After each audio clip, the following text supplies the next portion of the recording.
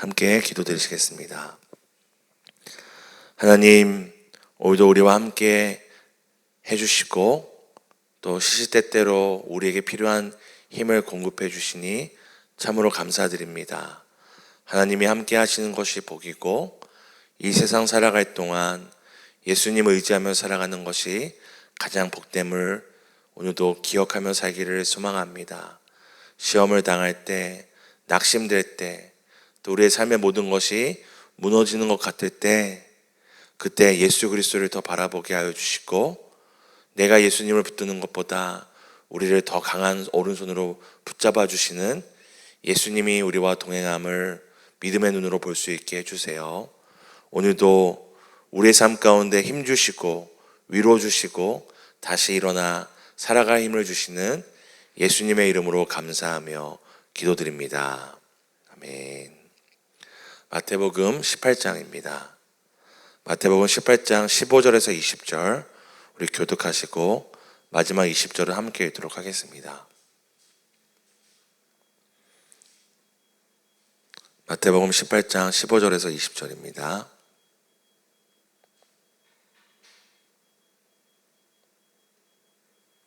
제가 먼저 읽겠습니다. 내 형제가 죄를 범하거든 가서 너와 그 사람과만 상대하여 권고하라.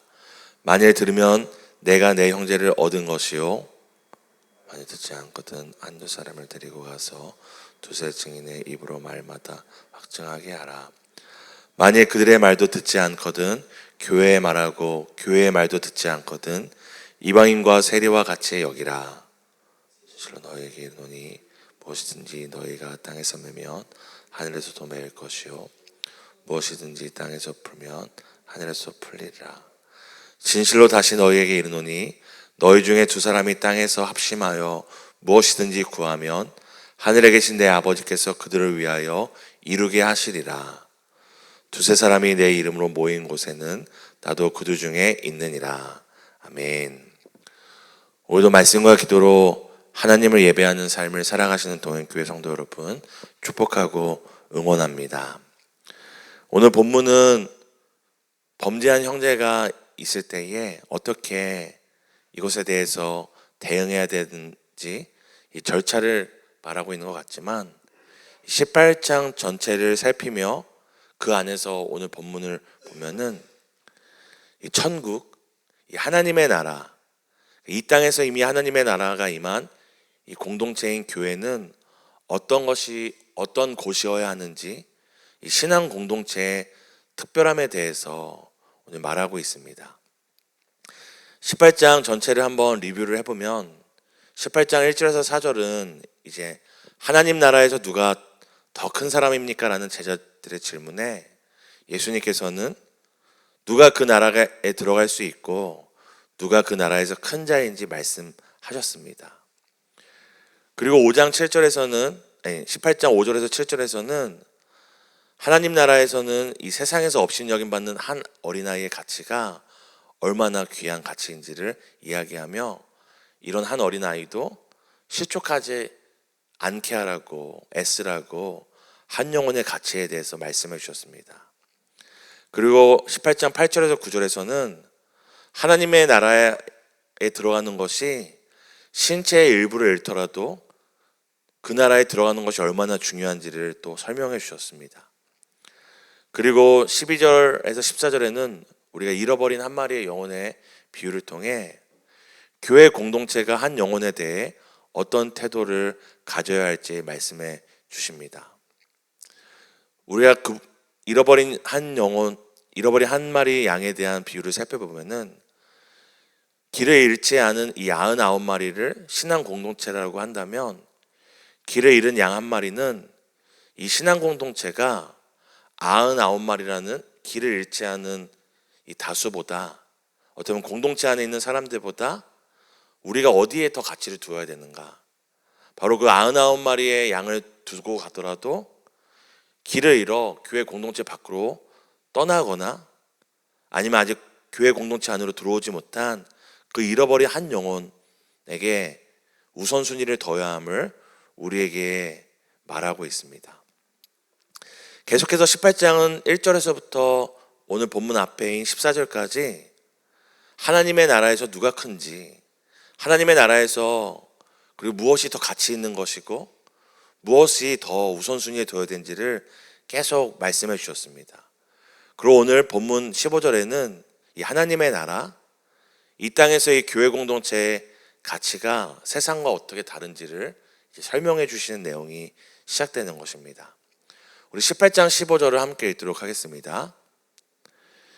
내 형제가 죄를 범하거든 가서 너와 그 사람과만 상대하여 권고하라. 만일 들으면 내가 내 형제를 얻은 것이요. 오늘 15절 이하에 나오는 이 하나님 나라, 교회 공동체의 특별함 무엇일까요? 그것은 정말 세상과 다른 특별함입니다. 사랑하는 성도님들 한번 생각해 보겠습니다. 누군가 저한테 죄를 졌습니다. 저한테 피해를 끼쳤습니다. 그럼 누가 먼저 와서 사과하고 화해를 구하고 용서를 요청해야 합니까? 피해를 본 제가 먼저 해야 됩니까? 피해를 끼친 상대방이 먼저 해야 합니까?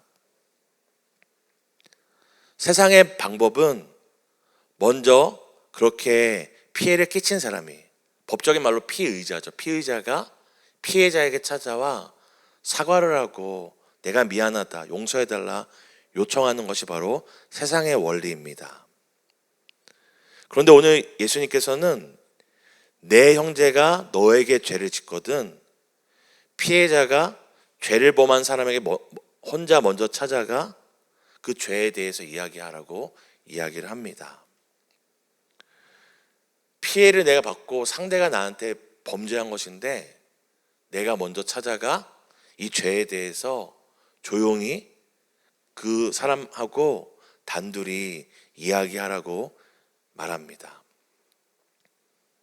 그래서 혹시 그 사람이 그 말을 듣게 되면 잃을 뻔한 한 형제를, 잃었던 그 형제를 다시 얻게 된다고 말씀하고 계십니다. 그런데 그 사람이 듣지 않으면 어떻게 하라고 하나요? 18장 16절입니다. 함께 읽겠습니다. 만일 듣지 않거든 한두 사람을 데리고 가서 두세 증인의 입으로 말마다 확증하게 하라. 혼자 조용히 찾아가 당신이 나에게 범죄한 것에 대해서 우리가 이것을 잘 해결하고 당신을 잃지 않기 원합니다라고 말했음에도 그 사람이 듣지 않으면 한두 사람을 데리고 가서 증인으로 삼아 다시 한번 그 죄를 해결하기 위해 다시 한번 애쓰라고 노력합니다. 이것은 두세 사람을 데려가는 것이 이 사람의 죄를 노출시키는 것이 목적이 아니라 나 혼자의 힘으로 안 되면 두세 사람을 데리고 가서 어떻게든 나에게 범죄한 그 사람을 죄에서 떠나 회개함으로 잃지 않게, 다시 한번 다른 말로 얘기하면 한 형제를 잃지 않고 얻는 것이 목적임을 이야기합니다. 그럼에도 듣지 않았을 때 어떻게 하라고 이야기합니까? 18장 17절입니다. 함께 읽습니다. 만일 그들의 말도 듣지 않거든 교회의 말하고 교회의 말도 듣지 않거든 이방인과 세리와 같이 여기라. 여기서 얘기하는 교회는 어떤 큰 노회나 총회처럼 엄청 거대한 이제 무형의 교회를 얘기하는 것이 아니라 이 사람들이 속한 지역 교회를 의미합니다. 그러니까 교회 공동체를 이야기하는 것입니다. 만약에 두세 사람이 찾아갔음에도 말을 듣지 않을 때는 교회 공동체에게 얘기하고 그래서 이 사람 나쁜 사람이다 하는 것이 아니라 오늘 16절에 보면은 17절에 보면은 교회의 말도 듣지 않거든.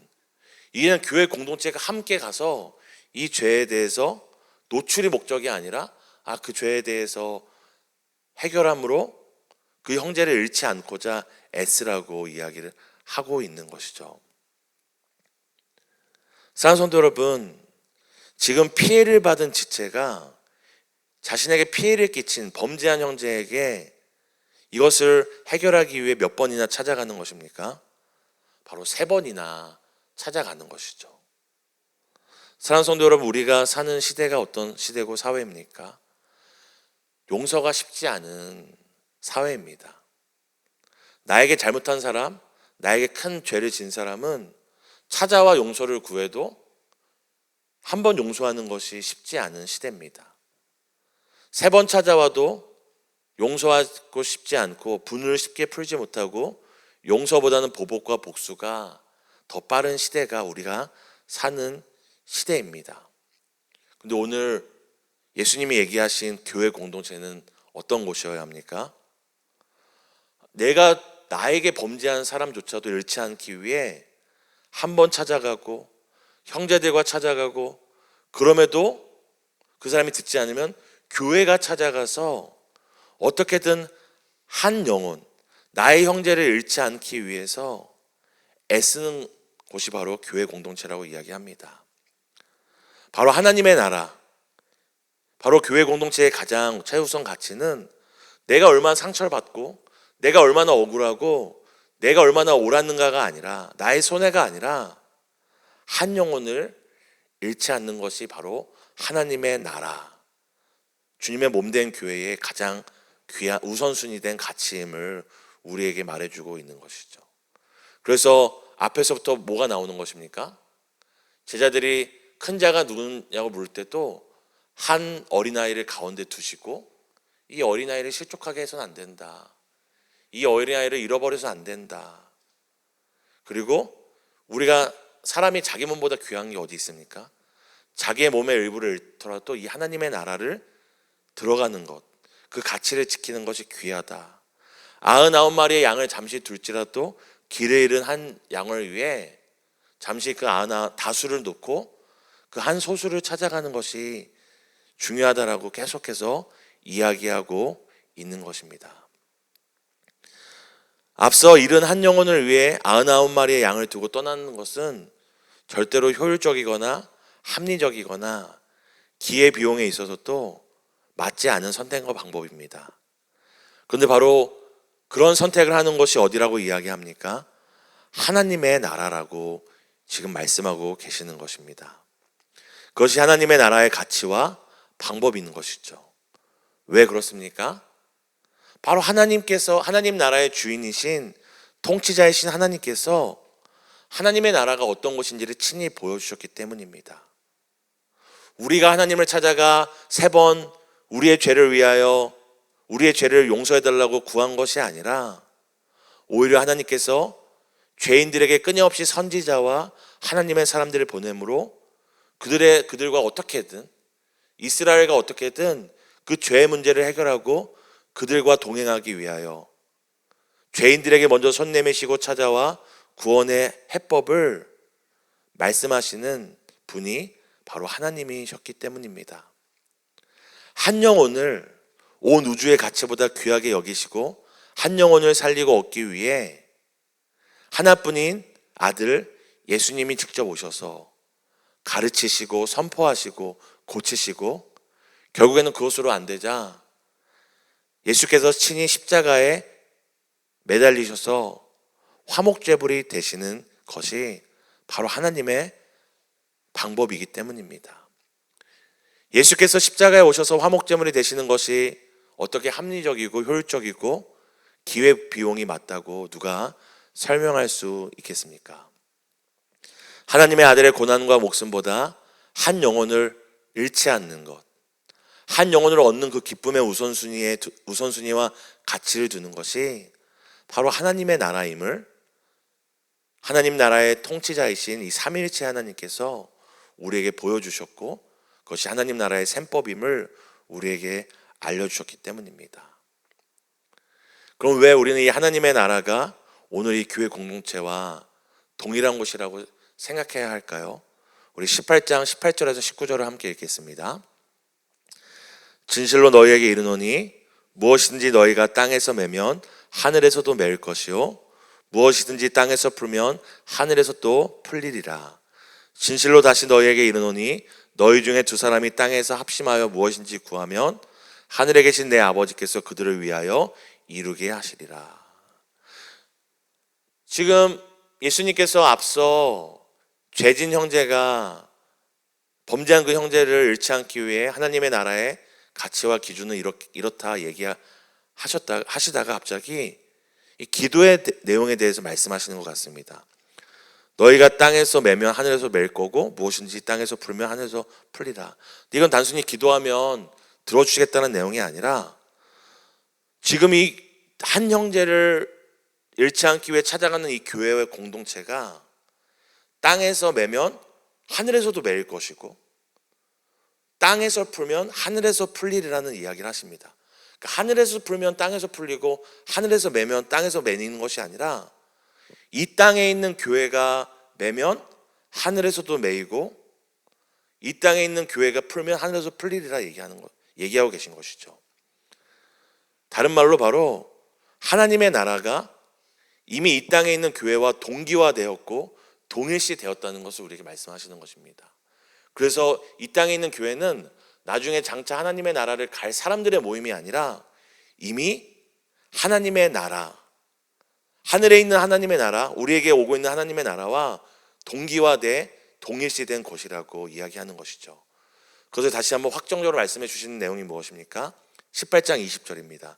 함께 읽습니다.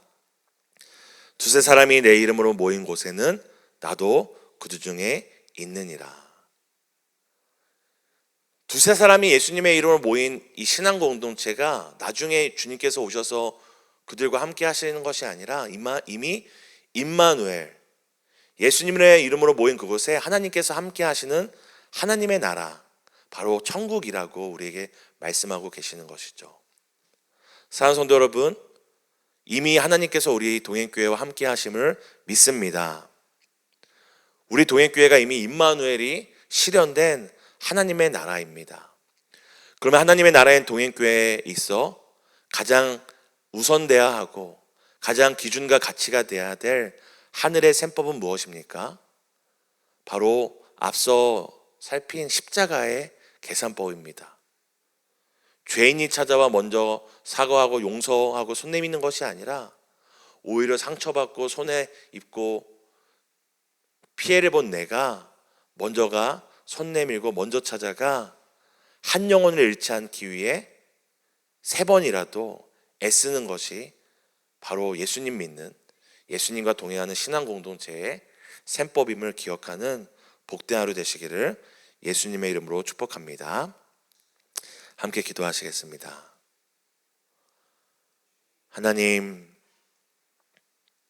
하나님께서 한 영혼을 얼마나 귀하게 여기시는지 우리가 오늘 말씀을 통해 다시 한번 나누었습니다. 누군가 우리에게 범죄하였을 때 우리의 손해가, 우리의 피해가, 우리의 아픔과 상처가 보잘것 없기 때문이 아니라 우리의 상처가 크고 아픔과 피해와 손해가 클지라도 그럼에도 그 한 영혼, 죄로 인하여서 잃어버릴 수 있는 그 한 영혼이 얼마나 귀하고 가치 있는지 우리가 잊지 않기를 원합니다. 우리가 하나님께 3번이 아니라 수없이 범죄하였고 하나님께서 수없이 우리에게 찾아와 우리에게 죄를 깨닫게 하시고 회개할 기회를 주심에도 우리는 깨닫지 못하고 우리는 외면하고 그 손을 거절하였지만 결국 십자가에 친히 올라가 하나님과 우리 사이에 화목제물이 되어주신 예수님처럼 그 십자가의 셈법처럼 계산법처럼 우리 사랑하는 동행교회가 세상과 사회의 어떤 기준과 가치가 아닌 바로 우리에게 보여주신 그 하나님의 나라의 가치와 기준, 십자가의 셈법으로 살아가는 우리 교회 되기를 간절히 소망합니다. 다시 한번 우리 교회가 천하보다 이 한 영혼을 귀하게 여기시는 하나님의 그 마음을 알고 그 하나님 나라에 합당한 교회로 살아갈 수 있도록 힘주시고 복 주시기를 간절히 소망합니다. 오늘도 먼저 우리에게 찾아와 은혜의 손을 내밀어 주시는 예수님의 이름으로 감사하며 기도드립니다. 아멘. 하늘에 계신 우리 아버지여, 이름이 거룩히 여김을 받으시오며 나라에 임하옵시며 뜻이 하늘에서 이루어진 것 같이 땅에서 또 이루어지이다. 오늘날 우리에게 일용할 양식을 주옵시고 우리가 우리에게 죄 지은 자를 사하여 준 것 같이 우리 죄를 사하여 주옵시고 우리를 시험에 들게 하지 마옵시고 다만 악에서 구하옵소서. 대개 나라와 권세와 영광이 아버지께 영원히 있사옵나이다. 아멘. 우리 말씀 붙잡고 기도했으면 좋겠습니다. 첫 번째는 참된 예배를 통해 사랑하는 동행교회 성도들이 참된 하나님의 나라를 경험하고 이 하늘의 셈법을 실천하는 교회 되게 해달라고 함께 기도하겠습니다. 한 영혼을 가장 귀하게 여겨 이 3번씩이나 찾아가는 오늘 본문처럼 한 영혼을 위하여, 잃어버린 한 영혼을 위하여 찾아가는 것을 마다하지 않는 이 구령의 마음을, 영혼을 구원하는 마음을 우리 교회가 회복시켜 달라고 함께 기도했으면 좋겠습니다. 더불어 성도님들의 가족과 또 부모님들 중에 우리 건강을 위해 또 수술하시고 또 회복과 치료 가운데 계신 또 가족들과 부모님들이 많이 있습니다. 하나님께서 우리 성도님들의 그 마음과 눈물을 기억하여 주시고 잘 수술받고 치료받고 회복될 수 있도록 우리 기도하시고 개인의 기도 가운데 기도하시다 자유롭게 돌아가시겠습니다.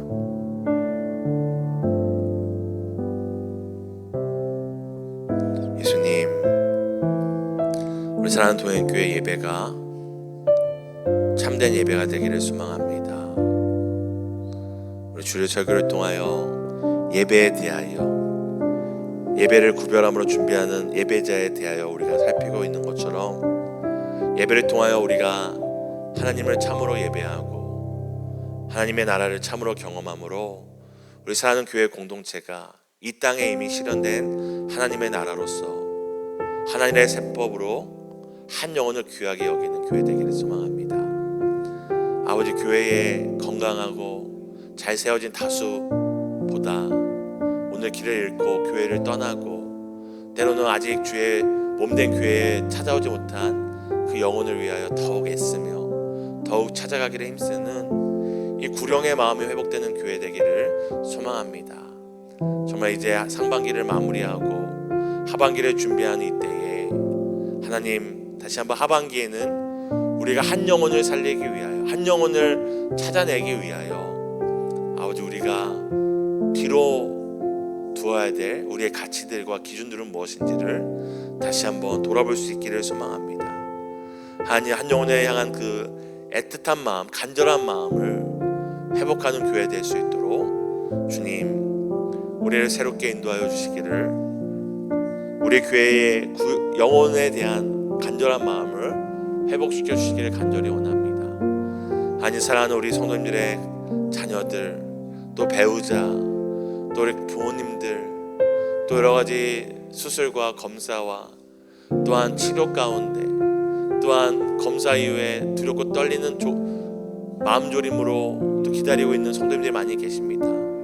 아버지, 그 마음을 불쌍히 여겨주시고 긍휼히 여겨주시고 하나님, 교회가 함께 기도할 때 치유의 역사가 일어나 함께 하나님의 그 역사, 하나님의 나라의 능력을 통하여 함께 기뻐하고 위로를 얻고 힘을 얻는 우리 교회 될 수 있도록 주의 은혜를 구합니다.